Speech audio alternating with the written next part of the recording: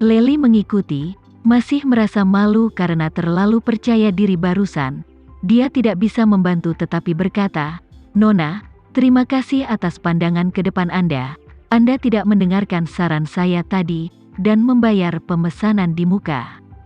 Kalau tidak, rumah ini mungkin baru saja dibeli oleh orang itu." Jemima sedikit tersenyum dan berkata, "Big, jangan katakan itu. Aku tidak memiliki pandangan jauh ke depan. Aku hanya relatif berhati-hati, kebanyakan sering tidak berguna. Tapi menurutku, bahkan jika itu benar-benar berguna sekali, itu sangat berharga." Big Lely sedikit mengangguk, ekspresinya tampak tenang, tapi dia sangat kagum di dalam hatinya. Sudah lama menjadi pembantu rumah tangga, dia umumnya orang yang berhati-hati, tapi dia tidak berhati-hati seperti Jemima.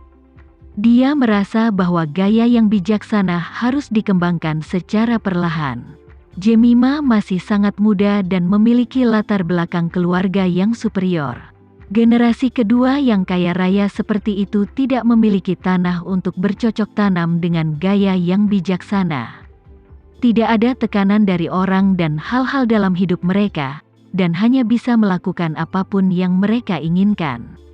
Ini juga alasan mengapa banyak generasi kedua yang kaya sangat impulsif, dan mereka tidak peduli tentang konsekuensi ketika mereka berbicara dan melakukan sesuatu, dan mereka bahkan tidak peduli dengan otak mereka. Selain itu, banyak generasi kedua yang kaya memiliki masalah kepercayaan diri dan kesombongan yang buta. Ini karena mereka selalu hidup di lingkungan yang dikelilingi oleh bintang dan bulan. Dalam halusinasi yang sangat kuat dalam segala hal. Beberapa dari mereka bahkan berpikir bahwa mereka hanya perlu membuat profil internet dengan santai, dan mereka bisa memiliki puluhan juta atau ratusan juta pengikut, dan mereka bisa menetaskan perusahaan terkemuka dengan nilai pasar puluhan miliar, dengan mudah melampaui upaya seumur hidup orang tua mereka. Namun, Jemima tidak pernah merasa begitu percaya diri dengan baik Lely. Bahkan jika dia hanya datang untuk wawancara untuk jabatan dosen, dia masih tidak yakin apakah dia bisa mendapatkan surat penawaran dalam perjalanan ke sini. Adapun soal membeli rumah, terlihat bahwa sikap kehati-hatian Jemima melebihi orang biasa, dan dalam lingkup kemampuannya, dia tidak bisa mentolerir risiko sekecil apapun dalam hidupnya. Jadi dia sangat bingung, dan jenis lingkungan yang diberikan keluarga Leo kepada Jemima, itu membuatnya mengembangkan gaya akting yang hati-hati, tapi dia tidak tahu bahwa alasan mengapa gaya akting Jemima begitu hati-hati adalah sepenuhnya karena ibunya. Saat itu, ibu dan ayahnya terpesona, dan dia selalu dalam suasana hati yang buruk, dan karena dia mengandung adik perempuannya, dia lalai memperhatikan tubuhnya. Dan akhirnya, biarkan kanker berkembang ke titik di mana uang sebanyak apapun tidak dapat menyembuhkannya.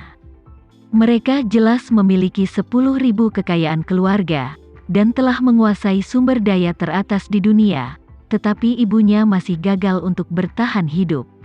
Masalah ini adalah rintangan yang tidak akan pernah bisa dilewati Jemima. Sejak saat itu juga dia mengembangkan karakter berhati-hati dalam segala hal. Saat ini, Jemima melihat sungai yang bergulung tidak jauh dari sana, memikirkan ibunya sendiri juga. Dia ingat bahwa ketika ibunya masih muda, dia suka melihat Hong Kong di malam hari dari atas bukit, dan menghadap ke pelabuhan Victoria, yang berkilauan dan penuh dengan kapal pesiar. Ini membuatnya sedikit tidak sabar, dan dia tidak sabar untuk melihat sungai di sini pada malam hari di sini. Lely melihat bahwa dia tidak melihat ke flat ketika dia masuk, tapi hanya berdiri di depan jendela Prancis yang besar untuk melihat pemandangan sungai, jadi dia tidak bisa tidak mengingatkan, "Nona, apakah Anda ingin melihat tata letak flatnya? Jika Anda tidak puas, atau jika Anda ingin menyesuaikan apapun, saya dapat membantu Anda." "Oh, oke." Jemima kembali sadar, dan bersama Lely, mereka melihat ke seluruh rumah. Flat ini tidak terlalu besar, lebih dari 200 meter persegi, dengan 4 kamar tidur, salah satunya telah direnovasi menjadi ruang kerja. Selain itu, terdapat juga aula bunga di sisi sungai. Pengembang telah menambahkan peralatan olahraga, yang dapat dianggap sebagai area kebugaran yang relatif kecil, dan dari ruang tamu, orang bisa melihat pemandangan sungai dari sofa karena jendela setinggi langit-langit di dinding depan. Bagi Jemima, generasi kedua kaya yang terbiasa dengan rumah mewah, rumah ini tidak ada apa-apanya dibandingkan dengan flat mewah yang sebenarnya. Lantai datar keluarga Leo di area pusat Hong Kong memiliki area yang dapat digunakan sebenarnya lebih dari 1,000 meter persegi, dan itu terletak di lantai atas gedung pencakar langit keluarga Leo. Tampaknya menjadi real estate komersial di mana setiap jengkal tanahnya mahal, tapi keluarga Leo menggunakan lantai terbaik untuk penggunaan pribadi. Di lokasi seperti itu di mana satu workstation berharga puluhan ribu dolar Hong Kong sebulan, satu ruang tamu bahkan di luar imajinasi orang biasa. Yang benar-benar kaya, bahkan tidak mau repot-repot membeli real estate perumahan yang dikembangkan oleh pengembang real estate seperti Andara. Mereka lebih suka bermain bebas di properti mereka sendiri tanpa batasan apapun. Oleh karena itu, Jemima tidak bisa mengatakan apakah dia menyukai atau tidak menyukai rumah ini. Namun lokasi, transportasi, tipe apartemen, dan lantai lebih sesuai dengan kebutuhannya saat ini. Setelah membacanya dengan kasar, Jemima berkata kepada Big Lely, "Big, dekorasi dan penataan ruang rumah ini cukup masuk akal. Sudah ada ruang kerja dan tempat fitness. Aku tinggal sendirian. Sepertinya tidak ada yang perlu diubah." Big Lely mengangguk, dan bertanya lagi, "Bagaimana dengan furniturnya? Apakah Anda puas?" "Ini sangat bagus." Jemima sedikit tersenyum dan berkata, "Pada dasarnya, aku bisa masuk dengan tasku." Kemudian, Jemima berkata kepadanya lagi, "Big, terima kasih atas kerja kerasmu. Kamu akan mengajakku berbelanja nanti untuk membeli beberapa barang rumah tangga dan baju ganti. Aku ingin tinggal di sini malam ini." Lely bertanya ragu-ragu, "Non, apakah Anda suka tinggal di sini malam ini? Ayo pergi ke Villa Tuan Thomas, ada banyak kamar." Jemima menggelengkan kepalanya sedikit dan berkata, "Kakek dan nenek sudah tua, jadi sebaiknya aku tidak mengganggu mereka. Aku akan tinggal di sini selama 1 malam hari ini, dan aku akan kembali ke Hong Kong setelah menandatangani kontrak besok." Lely berkata, "Sebenarnya, mereka sangat menyukai Anda, dan mereka pasti sangat senang jika Anda bisa pergi dan menemani mereka."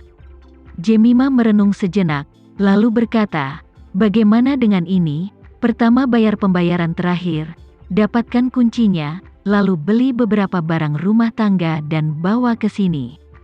Pergi makan bersama kakek nenek, dan mengobrollah dengan mereka setelah makan malam, dan aku akan kembali setelah mereka beristirahat."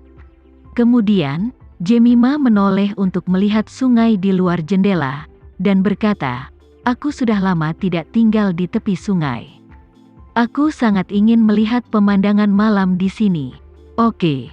Lely mengangguk mengerti, dan berkata, "Kalau begitu saya akan menemani Anda membeli beberapa barang dulu, dan kita akan kembali setelah selesai berbelanja." "Terima kasih, Big." Pada saat yang sama, Tanaka mengambil ponsel di lantai bawah dan merekam seluruh rumah, dan mengirimkannya ke Nanako Ito, siapa yang mengemasi barang bawaannya di Kyoto, dan kemudian mengirim pesan suara lagi, berkata dengan sedikit malu, "Maaf Nona, beberapa hari ini saya benar-benar belum bisa menemukan villa yang cocok untuk Anda. Apakah Anda puas dengan flat ini?" Ito Nanako melihat sekeliling dan berkata sambil tersenyum, "Kelihatannya bagus, hanya yang ini saja. Sepertinya kamu telah bekerja sangat keras akhir-akhir ini." Di malam hari, setelah Jemima menyelesaikan kebutuhan sehari-hari yang baru dibeli, dia dan Big Lely kembali ke Villa Thomas. Mengetahui bahwa Jemima telah dipekerjakan, Baik Thomas maupun istrinya juga sangat senang dan meminta pelayan untuk mengatur jamuan perayaan yang elegan di rumah untuk merayakannya. Yang mengejutkan Thomas, Isyana, yang tidak pernah menyukai kegembiraan itu, sangat senang bergabung.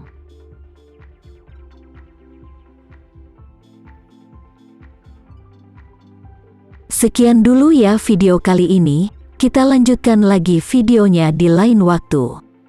Oh iya, bagaimana menurut kalian? Semoga bisa sedikit menghibur kalian semua. Untuk teman-teman yang baru nonton, jangan lupa subscribe ya, hehehe. Dan kalau teman-teman ada yang ingin gabung langganan, bisa langsung gabung saja untuk dapat fitur yang menarik dan sedikit membantu Mimin. Terima kasih banyak sudah menonton, sampai jumpa lagi, bye bye bye.